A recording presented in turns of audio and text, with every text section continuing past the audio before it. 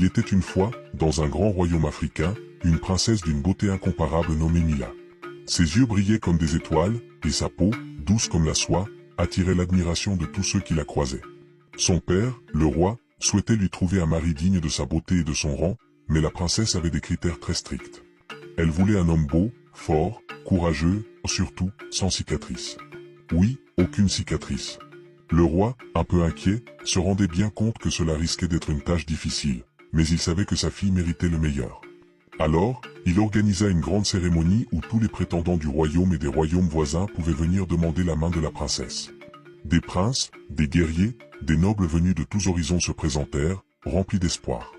Mais chaque fois, la princesse trouvait un défaut.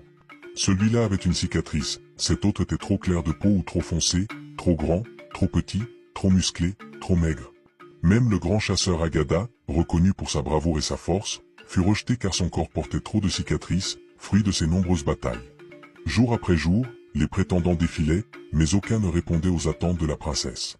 Les jours passaient et la princesse devenait de plus en plus découragée, mais elle restait déterminée. Elle savait exactement ce qu'elle voulait et n'était pas prête à se contenter de moins. Puis, le dernier jour de la sélection, un jeune homme apparut. Il était grand, beau, vêtu de blanc, et ne portait aucune cicatrice. Il semblait parfait.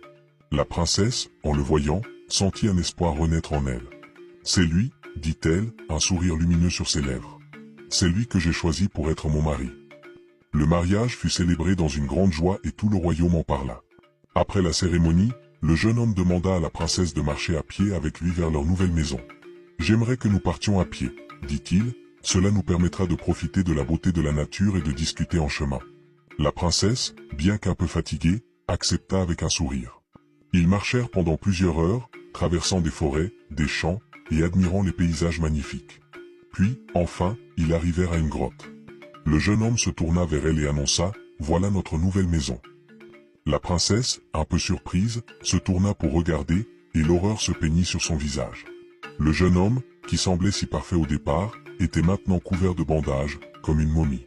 Il s'approcha d'elle, et d'une voix calme, il dit « Va chauffer de l'eau et viens m'aider à soigner mes plaies ». La princesse, horrifiée, comprit alors que cet homme lui avait caché bien des choses. Quand il ôta ses bandages, son corps était rempli de blessures, sales et repoussantes, témoignage de ses nombreuses batailles passées. Des cicatrices horribles, des souffrances cachées. La princesse se sentit trahie, mais, malgré la douleur dans son cœur, elle s'occupa de lui, pleurant souvent en silence, déçue par la réalité de ce qu'elle avait choisi. Les jours passèrent, et chaque jour, la princesse pleurait, son cœur brisé.